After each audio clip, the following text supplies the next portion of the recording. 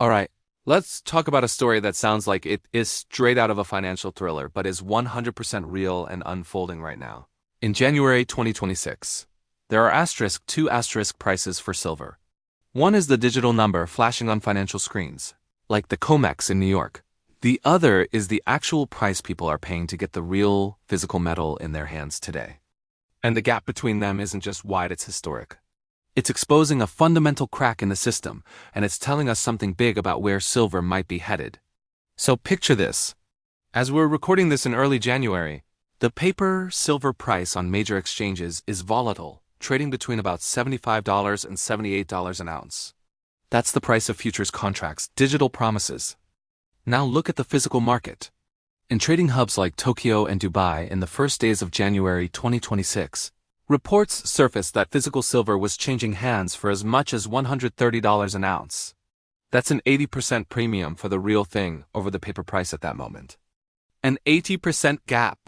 This is the kind of disconnect that signals extreme market stress. It tells us that in the real world, where factories need metal and investors want to hold it, the price is being set by sheer scarcity and desperation, not by digital tickers. This fracture didn't happen overnight. It's a perfect storm with 3 lightning bolts. Bolt 1. China's geopolitical move. On January 1, 2026, China, the world's largest refiner of silver, implemented strict new export controls, reclassifying it as a strategic resource. Now, only a limited number of licensed companies can export it. This move effectively ring-fenced a massive portion of the world's refined silver supply. Estimated *** 60 to 70% *** for domestic use. If you're a buyer outside of China, the pool of available metal just got a lot shallower overnight. Bolt 2. The physical market was already on life support. For 5 years straight, the world has used more silver than it produces.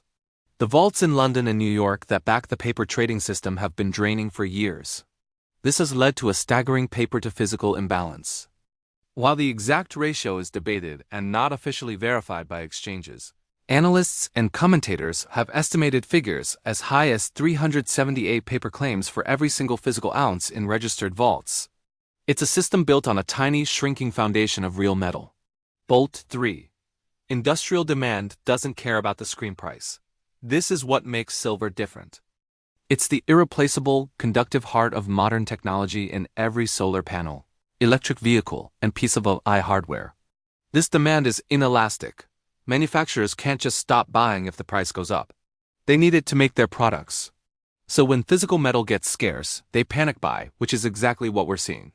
When a market is this broken, the fallout is significant. The winners are the silver mining companies, who can sell their metal into these high-premium physical markets. The entities under pressure are the major financial institutions that have large short positions in the paper market. While there are widespread rumors and reports of one major bank, JPMorgan, facing billions in potential losses, it's crucial to note that these are market reports and not officially confirmed by the bank or regulators. So what does all this mean for the price? Where does this lead? The $130 price in Tokyo was a flashing red signal of a broken system. The question is, when does the global price fully reflect this new, scarce reality? This is where predictions like $175 come into play. This isn't a random number. After silver's stunning 147% surge in 2025, analysts are looking at these structural cracks. Alan Hibbard, lead analyst at Gold Silver, put it clearly in his 2026 outlook. He said, "I'm expecting silver to perform better in 2026 than it did in 2025. I wouldn't be surprised to see the price of silver increase by over $100 per ounce to $175. Other analysts are also exploring aggressive scenarios, with some looking at whether silver could reach $150.